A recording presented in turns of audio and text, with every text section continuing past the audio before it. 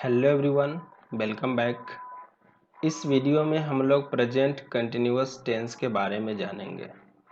Present continuous tense क्या है, इसके पहचान क्या है, इसके स्ट्रक्चर क्या है, इस टेंस में किस तरह के सेंटेंस होते हैं, तो ये सारी चीज़ें इस वीडियो में हम लोग कवर करने वाले हैं। तो चलिए इस वीडियो को शुरू करते हैं।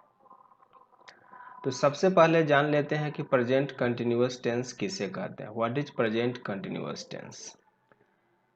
तो जैसा कि आप इसका डिफिनीशन स्क्रीन पे देख रहे हैं, the action which is going on और continue in present time at the time of speaking is called present continuous tense. मतलब कि वैसा एक्शन जो वर्तमान समय में, इन प्रेजेंट टाइम मीन्स वर्तमान समय में, इज गोइंग ऑन मीन्स जारी है, और कंटिन्यू, गोइंग ऑन और कंटिन्यू का मतलब होता है जारी होना। तो वैसा एक्शन, वैसा कार्य जो वर्तमान समय में जारी हो, eight the time of speaking means बोलते वक्त, मतलब बोलते समय जब कोई काम जारी हो तो वह प्रेजेंट कंटिन्यूअस टेंस का वाक्य कहलाता है। जैसे कि आप स्क्रीन पे देख रहे हैं, कुछ सेंटेंस दिया हुआ है, मैं अखबार पढ़ रहा हूँ। तो ये बोलते वक्त मैं यह क्रिया कर रहा हूँ, पढ़ने, अखबार पढ़ने का काम मैं बोलते वक्त कर रहा हूँ। तो ये प्रेजेंट कंटिन्यूअस टेंस का काम है। मतलब यहाँ पे जो पढ़ना, जो एक्शन है, यह गोइंग ऑन है, मतलब कंटिन्यू है, जारी है। ठीक है। वह होमवर्क कर रहा है, मतलब वह होमवर्क कर रहा है, तो बोलते वक्त वह होमवर्क कर रहा है, होमवर्क करने का काम उसका जारी है। सालू चाय बना रही है, तो ये बोलते समय सालू चाय बना रही है। ठीक है। अमन खेल रहा है, तो जिस समय यह सेंटेंस बोला जा रहा है उस समय वह खेल रहा है। ठीक है। तो at the time of speaking when any action is going on और continue, then the sentence is called of present continuous tense। Okay. तो इस तरह के सेंटेंस जो है प्रेजेंट कंटिन्यूअस टेंस के सेंटेंस होते हैं। इसमें क्या होता है कि रहा हूँ, रही हूँ, रहे हैं, etc ये लगा होता है क्रिया के अंत में। तो ऐसे सेंटेंस को हम प्रेजेंट कंटिन्यूअस टेंस के सेंटेंस कहते हैं। अब इसका पहचान हो गया कि हिंदी का वैसा वाक्य जिसके क्रिया के अंत में रहा है, रही है, रहे हैं, रहा हूँ, रही हूँ इत्यादि लगे हो, तो उसे प्रेजेंट कंटिन्यूअस टेंस का वाक्य कहते हैं। ये इसका पहचान हुआ। ठीक है। अब चलते हैं इसके स्ट्रक्चर की तरफ। तो इस टेंस का जो स्ट्रक्चर है हिंदी से इंग्लिश ट्रांसलेट करने का, वह है सबसे पहले सब्जेक्ट, उसके बाद इज, एम, आर में से लगता है अकॉर्डिंग टू सब्जेक्ट, फिर वर्ब में आईएनजी का प्रयोग होता है, फिर ऑब्जेक्ट का प्रयोग करते हैं। ये प्रेजेंट कंटिन्यूअस टेंस का स्ट्रक्चर है। अब इसमें देखना है कि इज, एम, आर तीन हेल्पिंग वर्ब का यूज किया गया है, तो ये किन किन सब्जेक्ट के साथ ये हेल्पिंग वर्ब का प्रयोग किया जाता है। तो इज का प्रयोग थर्ड पर्सन सिंगुलर सब्जेक्ट के साथ किया जाता है। ये थर्ड पर्सन सिंगुलर सब्जेक्ट आप सब जानते ही हैं, he, she, it, name, Rahul, Sita, Gita, boy, girl, etc। ये सब जो सब्जेक्ट हुए ये थर्ड पर्सन सिंगुलर नंबर के सब्जेक्ट हैं। तो इन सब्जेक्ट के साथ हम इज हेल्पिंग वर्ब का प्रयोग करेंगे इस टेंस में। ओके। नेक्स्ट हेल्पिंग वर्ब है एम। तो एम का प्रयोग किसके साथ होता है?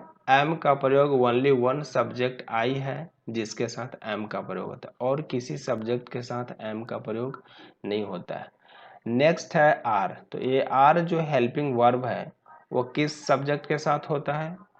तो फर्स्ट पर्सन का प्लूरल सब्जेक्ट वी, और सेकंड पर्सन यू, और थर्ड पर्सन का प्लूरल सब्जेक्ट दे, और जो भी प्लूरल सब्जेक्ट हो थर्ड पर्सन में, इन सब सब्जेक्ट के साथ हम हेल्पिंग वर्ब आर का प्रयोग करते हैं। ओके। तो ये क्लियर हुआ।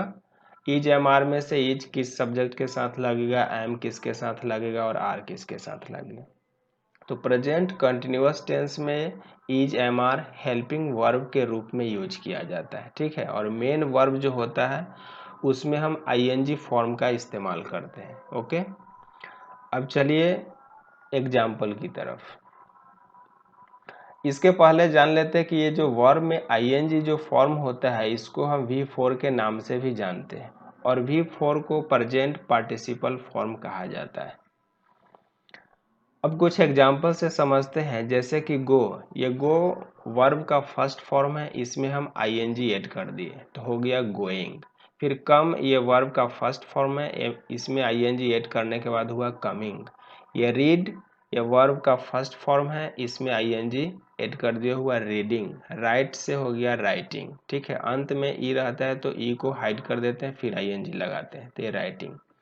तो इस तरह से वर्ब के फर्स्ट फॉर्म में आईएनजी जोड़ देते हैं तो ये V4 यानी वर्ब का फोर्थ फॉर्म बन जाता है। और इस प्रकार इसका जो हिंदी मीनिंग होता है, गोइंग का हिंदी मीनिंग हो गया जा रहा, कमिंग का हिंदी मीनिंग हुआ आ रहा, और रीडिंग का पढ़ रहा, राइटिंग का लिख रहा। इस तरह से आईएनजी लग जाने से वर्ब में उसका जो हिंदी मीनिंग होता है वो रहा के सेंस में हो जाता है, मतलब यहाँ पे क्रिया कंटिन्यू हो जाता है, एक्शन जो है जारी हो जाता है, इसलिए यहाँ हिंदी में रहा लग जाता है और इंग्लिश में वर्ब में आईएनजी लग जाता है। क्लियर है? अब चलते हैं इसको ट्रांसलेशन की तरफ। तो जैसा कि पहला सेंटेंस स्क्रीन पे आप देख रहे हैं, मैं अखबार पढ़ रहा हूँ, ये रहा हूँ लगा हुआ, पढ़ना यहाँ पे मेन वर्ब है और इसके अंत में रहा हूँ लगा हुआ है। तो जब हिंदी क्रिया के अंत में रहा हूँ, रही हूँ, रहे हैं, रहे हो, etc लगा रहता है तो वो प्रेजेंट कंटिन्यूअस टेंस का वाक्य होता है। तो ये सारे के सारे सेंटेंस जो स्क्रीन पे आप देख रहे हैं, इस सब में यहाँ पे रहा है, रही है, रहा है, ये सब लगा हुआ है हिंदी क्रिया के अंत में, तो ये सब कंटिन्यूअस टेंस का, प्रेजेंट कंटिन्यूअस टेंस का वाक्य है। अब इसका बनाने का क्या स्ट्रक्चर है कि सबसे पहले हम सब्जेक्ट लिखते हैं। पहला सेंटेंस में सब्जेक्ट मैं है, दूसरा सेंटेंस में सब्जेक्ट वह है, तीसरा में सब्जेक्ट सालू है, और चौथा सेंटेंस में सब्जेक्ट क्या है, अमन है। तो सब्जेक्ट के बाद क्या होता है, वर्ब में सब्जेक्ट के बाद हम इज एम आर का प्रयोग करते हैं। स्ट्रक्चर में क्या बताए हैं अभी, सबसे पहले सब्जेक्ट, उसके बाद is am are according to subject, उसके बाद वर्ब में आईएनजी, फिर ऑब्जेक्ट। तो सब्जेक्ट आई है, आई के साथ क्या लगेगा, एम लगेगा, और किस सब्जेक्ट के साथ कौन सा हेल्पिंग वर्ब लगेगा वो भी मैंने बता दिया है। तो आई के साथ एम लगेगा तो आई एम, और फिर यहाँ पे मेन वर्ब जो पढ़ना है तो पढ़ना का रीड है, लेकिन यहाँ कंटिन्यू है इसलिए रीडिंग हो जाएगा। तो इस तरह से इसका क्या हुआ, आई एम रीडिंग, और क्या पढ़ रहा हूँ तो ऑब्जेक्ट हुआ अखबार, तो यहाँ पे न्यूज़पेपर। क्लियर है? नेक्स्ट है वह होमवर्क कर रहा है, इसमें सब्जेक्ट हुआ है तो ही के साथ इज लगेगा, और कर रहा के डूइंग हो जाएगा, और क्या कर रहा है तो होमवर्क, तो ऑब्जेक्ट हो जाएगा होमवर्क, तो ही इज डूइंग होमवर्क। तो सब्जेक्ट ही हुआ, हेल्पिंग वर्ब इसके साथ इज लगा, और फिर वर्ब में आईएनजी हुआ डूइंग, और ऑब्जेक्ट हुआ होमवर्क। तो इस तरह से इसका सेंटेंस को इंग्लिश में हम ट्रांसलेट कर दिए। नेक्स्ट है सालू चाय बना रही है, तो सालू यहाँ पे सब्जेक्ट हुआ, तो सालू के साथ थर्ड पर्सन सिंगुलर सब्जेक्ट है, इज लगेगा, तो सालू इज, और बना रही है तो मेकिंग, और ऑब्जेक्ट हुआ टी, तो सालू इज मेकिंग टी, सालू चाय बना रही है। अमन खेल रहा है तो क्या हो जाएगा, अमन इज प्लेइंग। तो इस तरह से अफर्मेटिव सेंटेंस बनाए जाते हैं प्रेजेंट कंटिन्यूअस टेंस का। ओके, नेक्स्ट है अब नेगेटिव सेंटेंस। तो इसका स्ट्रक्चर होता है कि जो helping verb is am are है उसके बाद हम नॉट का प्रयोग कर देते हैं, ठीक है, और बाकी वर्ब में आईएनजी ऑब्जेक्ट जैसे का तैसे रहता है।